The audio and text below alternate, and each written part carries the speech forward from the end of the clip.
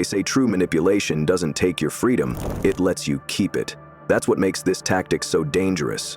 It doesn't pressure you, it doesn't push. It simply makes you walk straight into a decision, believing it was yours all along. This reverse psychology method was once taught quietly in elite psychology programs until students started using it to flip conversations, break resistance, and control outcomes without effort. That's when it was removed, not because it failed, but because it worked on anyone. Today it's missing from every modern psychology textbook, but fragments remain, and you're about to learn what survived. Chapter 1. Why it was deleted from every modern psychology textbook. This tactic was once part of advanced behavioral psychology courses, hidden under labels like reactance theory and non-directive influence. It taught how to guide someone's behavior by triggering their need for independence. But something unexpected happened. Students began using it outside the lab, during debates, therapy sessions, even personal relationships. People stopped resisting ideas. They started defending choices they had not consciously made. It created illusions of autonomy so powerful that even professionals could not spot the manipulation. Universities began to worry. If anyone could use this to bypass resistance, where was the ethical line? Slowly, the tactic vanished. Curriculum was edited, chapters rewritten. Today, you won't find it in lectures or textbooks, but those who learned it before the purge never stopped using it. Most people think reverse psychology is just saying the opposite of what you want. That's not the real version. The banned version goes deeper. It's about making someone defend a choice you planted while believing it was their own. It works by triggering their instinct to protect their freedom. You don't command or convince. You suggest, withdraw, and let their ego do the work. It's subtle, quiet, and almost impossible to detect. The person feels independent, but every step they take was calculated. This isn't manipulation through force. It's influence through controlled resistance. The tactic flips pressure into persuasion. You don't need to argue, explain, or persuade. You just make them feel like they're not being controlled, and that's when they're most vulnerable. It's not about opposition, it's about ownership. And once they take the bait, they'll defend it like it was always theirs. At the core of this tactic is something called psychological reactance, a hardwired instinct that kicks in the moment we feel our freedom is being threatened. When someone says, "You can't do that," or "You shouldn't think that," the brain pushes back. It's not a conscious decision, it's automatic. We resist not because we disagree, but because we want to reclaim control. Now, imagine using that instinct as a weapon. Instead of pushing your opinion, you subtly restrict it. You say, "Most people won't understand this," or "You're probably not ready for this idea."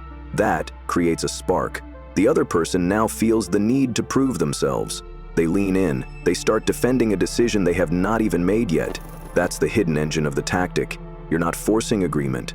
You're shaping the environment where resistance becomes desire. The more someone feels they're choosing freely, the more deeply they commit. And by the time they act, they're so emotionally invested, they'll fight to protect the very idea you planted. Chapter 2. Real experiment. When it crossed the line. In the late 1980s, a behavioral research lab ran a simple test. Participants were given two options, A and B. But before choosing, they were casually told, "Option A is a bit too complex for most people. You might prefer B." No pressure, no orders, just a suggestion. The result? Over 80% chose A, and when asked why, they confidently defended their decision, claiming it made more sense, felt right, or aligned with their thinking. What they didn't realize was that they were baited. Their choice was planted by suggestion, then locked in by ego. Later, university students who studied the experiment began using the same structure in real debates. They'd say things like, "You're free to believe that, but most people do," or "You don't have to understand this. It's not for everyone." These phrases disarmed opponents while guiding them into predictable responses. Professors quickly saw what was happening. Students were not winning debates with facts. They were using frame control, subtly dictating how others would respond before they even spoke. That's when the tactic crossed the line from persuasive to dangerous. And that's when it started disappearing from lecture halls and academic material, one quiet revision at a time. Chapter 3. The Autonomy Trap, 4 steps to turn resistance into obedience. This is not manipulation in the traditional sense. You don't argue, you don't push, you don't even ask. You simply set the stage, say less, and let the other person walk into the outcome you wanted, defending it the whole way. This is the psychology behind what we now call the autonomy trap. It flips resistance into compliance while the other person believes they're in control. Here's the exact 4-step sequence. Step 1. Controlled restriction. You begin with a soft boundary, not a command, just a limitation. Something like, most people would not get this. You probably won't agree with me on this. This creates a psychological itch. The ego feels challenged. The mind thinks, why not me? The trap is set. This restriction triggers reactance, but you're not resisting their freedom. You're just pointing out that they probably will not choose what you want, which means they probably will. Step 2. Strategic pullback. After you set the bait, you pull away. You don't pitch. You don't push. You back off. Say something like, but it's your call. You can ignore this if it doesn't feel right. This step reinforces the illusion of autonomy. Now they don't feel pressured, they feel in charge. They lower their defenses, and in doing so, they step closer to your intended choice. People fight against control, but they move toward curiosity, and pulling back increases both. Step 3. Pre-label their resistance. Once you sense internal friction, you name it before they do. Say something like, I figured you'd push back a little. That's normal. You just did 2 things. Number 1, took the power out of their resistance. Number 2, made it predictable. Now they don't want to be predictable. The brain rebels again. This time by doing the opposite of what you expect. They shift toward agreement just to prove you wrong. Step 4. Confirm their autonomy. When they finally agree or lean in, don't celebrate. Don't say I told you so. Say this instead. Interesting. Most people don't catch that. I wasn't sure you'd see it. This confirms that the decision was theirs. Now they own it. They'll even defend it. For you. The moment someone believes it was their idea, the resistance is gone. That's the autonomy trap. You did not fight them. You didn't change their mind. You gave them space. And they walked right into your frame. Chapter 4. Where this tactic still exists. This tactic may no longer appear in psychology textbooks, but it's everywhere in real life, disguised as harmless language. In high-level sales, it sounds like, you probably don't need this, but take a look. In politics, it's, you're free to disagree, of course. In relationships, it slips in as, I didn't expect you to understand. These phrases don't pressure you. They challenge you, subtly. They trigger your need to prove something, to reclaim control. That's the trap. You move toward the choice they've already set for you, thinking it was your own. These soft reversals bypass resistance and activate ego. You never feel pushed, only pulled, strategically. And because it feels like your idea, you defend it harder. This tactic is no longer taught in classrooms, but it thrives in the hands of marketers, negotiators, manipulators, and leaders who understand how to move people without ever appearing to push. Chapter 5. The danger of misusing the tactic. When used carelessly, this tactic doesn't influence, it backfires. If someone senses you're trying to manipulate their choice, they'll resist harder, not softer.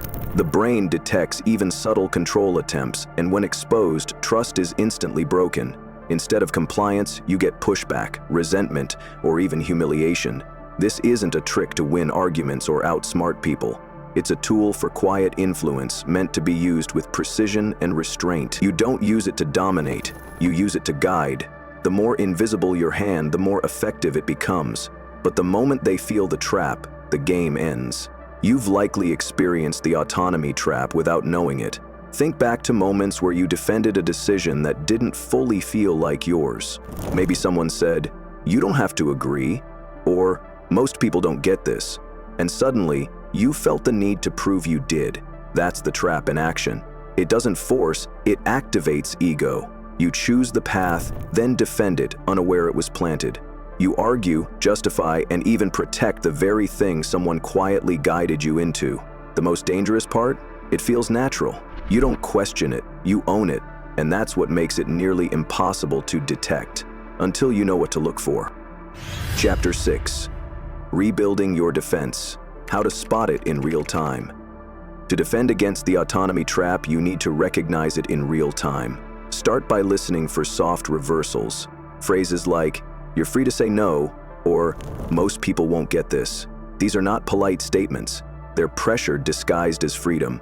The moment you hear one, pause. Don't react. Ask yourself, why do I suddenly feel the need to prove something? That question interrupts the trap. Next, reclaim control of the frame. Respond with calm detachment. "I'll decide later." Or, "That's interesting, but I'll think about it." This resets the dynamic. You're no longer reacting. You're choosing. The key is awareness. Once you recognize the tactic, it loses power. You stop being the target and start observing the setup. The autonomy trap only works when it stays invisible. The moment you name it, you break the spell, and once broken, it can't control you. This was just one tactic, subtle, silent, and almost undetectable. But now you know how it works. The question is, will you use it or ignore it like the rest? Most people stay exposed because they never question the way influence moves around them. But you've seen the mechanism. You've seen the trap. If you found value here, subscribe. If this opened your eyes, leave a comment. Let me know what part hit hardest. This is not just content, it's preparation. And the more you understand how control works, the less likely you are to be controlled.